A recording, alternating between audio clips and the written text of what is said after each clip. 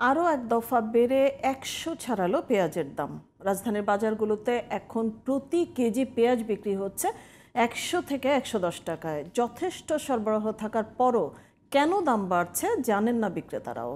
অন্যদিকে বর্ষাকালে স্বাভাবিক বৃষ্টির অজুহাতে দাম বেড়েছে সব ধরনের সবজি ও কাঁচামরিচের।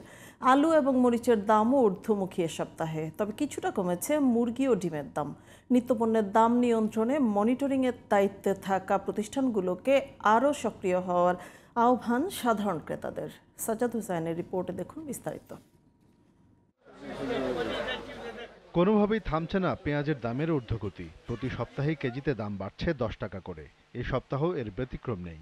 রান্নার অতি প্রয়োজনীয় এই পণ্যটির দাম এখন ১০০ টাকার উপরে। আর তরকারির সবচেয়ে প্রয়োজনীয় আলুর দামও দিন দিন চলে যাচ্ছে সাধারণের নাগালের বাইরে। পর্যাপ্ত সরবরাহ থাকার পরও পণ্য দুটির দাম কেন বাড়তি তা জানেন না কেউই। আগে ছিল তো আমরা ৯০ টাকা, আমরা ৮৫ টাকা বিক্রি করছি। এখন আজকে কিনে আনছি হলি ৯৫ টাকা। খরচ সব প্রায় আমাদের ১০০ টাকা পড়ে গেছে। এখন ১০৫-১০ টাকা বিক্রি করতেছি। আলুর দাম তো অনেক দিন যাবতীয় ঈদের পর থেকেই ৬০ টাকা কেজি উঠছে। এখন কোনো কমাকমির চিন্তা ভাবনা নাই।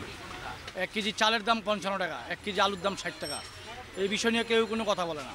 এদিকে বর্ষার বৃষ্টির অজুহাতে সব ধরনের সবজি ও কাঁচামরিচের দামও চড়া। ঝড় বৃষ্টিতে মাল অনেক নষ্ট হয়ে যেতে, এই কারণে দাম বেশি।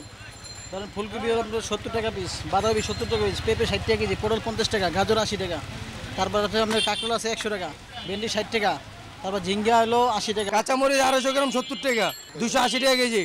আর আগে থেকেই বাড়তি মাছের বাজার যেন আরও দুঃসহ হয়ে উঠছে মধ্যবিত্তদের কাছে। তবে মুরগি ও ডিমের বাজারে স্বস্তি ফিরেছে কিছুটা।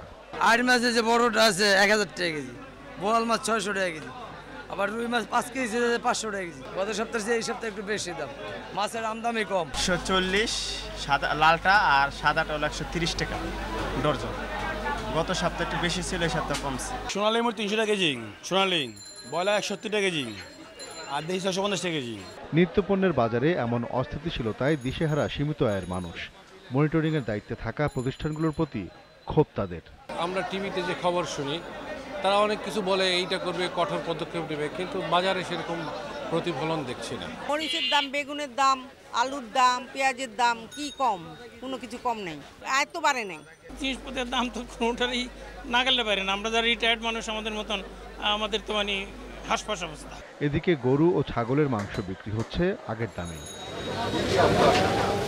Sajjad Hossain, GTV news, Dhaka.